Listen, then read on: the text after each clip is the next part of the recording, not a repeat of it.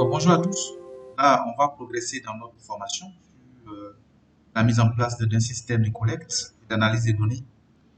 D'accord? On a vu plusieurs aspects de Kobo, hein, comment concevoir le questionnaire, comment faire des sauts, comment calculer des valeurs, comment insérer des images et comment faire des sélections en cascade. Maintenant, on va aller sur la partie collecte concrète des données à partir du smartphone.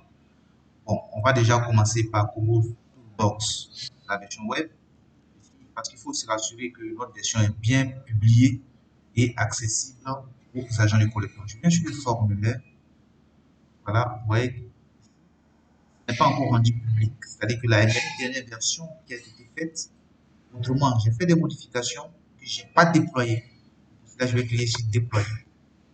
Et faire oui. Ok, c'est bon. Maintenant, nous allons partir sur le téléphone. Ok, donc maintenant on va montrer comment collecter les données à partir du smartphone via Kobo Tool Collect. Donc je rappelle que ce n'est possible qu'avec le téléphone Android, hein. C'est vrai qu'il est possible aussi avec certaines astuces de le faire par des iPhones, mais ça ne sera pas l'objet de notre formation. Peut-être dans une autre formation, nous pourrons montrer comment le faire. Mais ici, on va se limiter au téléphone Android. Donc directement, on va aller dans Play Store pour télécharger Kobo Tool Collect. Donc, je vais dans Kobo, là, je fais dans Play Store, je vais écrire Kobo. Voilà, et puis je clique. Ensuite, je vais installer l'application.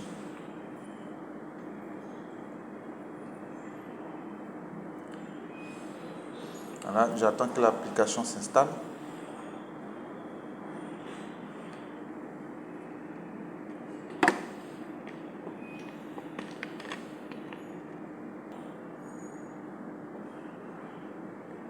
Voilà, une fois l'application est installée, nous allons l'ouvrir.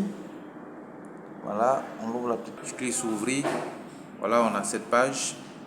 Et on va.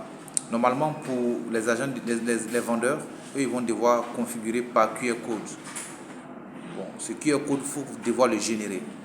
Pour pouvoir générer le QR code, il faut que celui qui a conçu le questionnaire puisse le faire à partir de son smartphone. C'est ce que nous sommes en train de faire actuellement. Donc, on va cliquer sur saisir les détails du projet. Bon, l'URL, on va écrire l'URL de Kobo. Donc, on va taper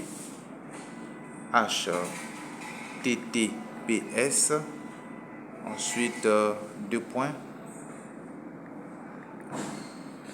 deux fois anti-slash, kc.kobotoolbox.org. Tape ça là. Et le nom d'utilisateur, c'est le nom d'utilisateur de votre compte. Mon cas, c'est...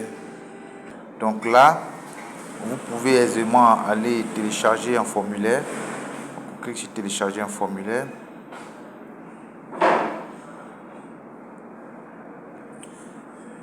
Donc là, on a la liste de tous les formulaires qui sont sur le serveur.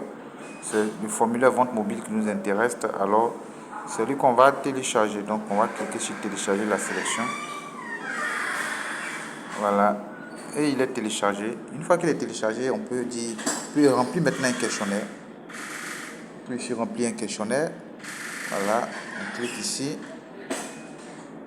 Voilà. Exactement ce qu'on a fait tout à l'heure. Je choisis mon vendeur. Je choisis la commune. Voilà. Je disais tout à l'heure que sur le téléphone, les images allaient s'afficher. Voilà. Je choisis femme.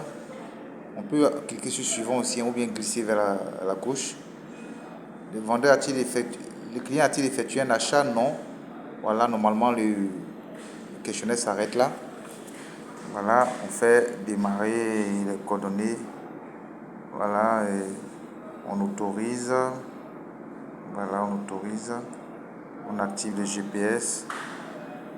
En général, c'est la première fois qu'on pose la question. Une fois que le GPS est activé, la question n'est plus posée. Voilà. Donc là, une fois que la précision vous convient, en général, on peut aller jusqu'à 5 mètres pour être bien, mais bon, vous pouvez faire enregistrer. Voilà. Et c'est fini. Vous finalisez. Donc vous venez de renseigner une visite. On peut encore renseigner un deuxième questionnaire. Voilà. Jibril, Abobo, femme. Le client a-t-il effectué un achat? Oui. Cette fois-ci, voilà, on a le produit. Voilà. Popo Soft. La quantité, c'est 2. Voilà, ça fait 2400. Voilà. On prend le coordonnées GPS. Voilà, enregistrer. Suivant et on finalise. Ainsi de suite. Et lorsqu'on finit, les questionnaires sont sur le téléphone. Il faut maintenant les envoyer sur le serveur. Donc on clique sur ça, on coche et on clique sur envoyer la sélection. Et maintenant c'est bon, les questions sont envoyées sur le serveur. Ça, c'est pour le concepteur du projet. Maintenant, si vous avez vos vendeurs, comment on fait avec les vendeurs? Les vendeurs, eux, ils vont faire pareil. Au lieu de cliquer sur ajouter les détails, choisissent de scanner un QR code. Voilà, donc, le QR code, comment il faut le générer, c'est ce qu'on va voir tout à l'heure. Donc, en tant que le gestionnaire du projet, c'est moi qui crée mon QR code. Donc, pour cela, je viens ici, là où c'est écrit D en haut. Voilà, en haut, cliquez dessus. Cliquez sur paramètres. Voilà, vous partez sur gestion de projet. Voilà, faire configurer un QR code. Voilà. Voilà, voici le QR code. C'est ce QR code là, vous partagez. Vous pouvez le partager directement par WhatsApp. Vous le partagez par WhatsApp. Voilà. Aux différents vendeurs. Je vais me l'envoyer à moi. Donc, mon WhatsApp. Voilà. Je m'envoie à moi. Voilà. Donc, ça, une fois que vous l'avez envoyé aux vendeurs, eux, à leur tour, quand ils vont aller sur leur application et qu'ils vont cliquer pour la première fois, ils vont choisir QR code. Donc ce sera comme ça. Voilà. Et vous pouvez directement, la première utilisation de Kobo, c'est comme ça. Et ils n'ont qu'à scanner le QR code. Une fois qu'ils scannent le QR code, ça les envoie directement ici. Donc, eux aussi, ils peuvent aller télécharger le formulaire. Donc télécharger le formulaire et puis faire comme on a fait tout à l'heure. Une fois que le formulaire est téléchargé, ils peuvent remplir un formulaire.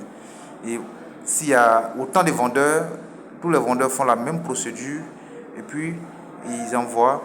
Voilà, je reviens. Voilà, je reviens, remplir un formulaire. Voilà, je clique sur ça. Je prends Charles. Voilà, je prends Koumassi. Femme. Oui. Popocline 12. Voilà, ça fait 37 200. Voilà. Voilà, c'est aussi simple que ça. C'est aussi simple que ça. Suivant et finalisé. Voilà. Merci. Maintenant, après, on va voir où sont les données de façon concrète. Voilà. Et puis, comment les analyser. Donc, à tout de suite pour la prochaine vidéo.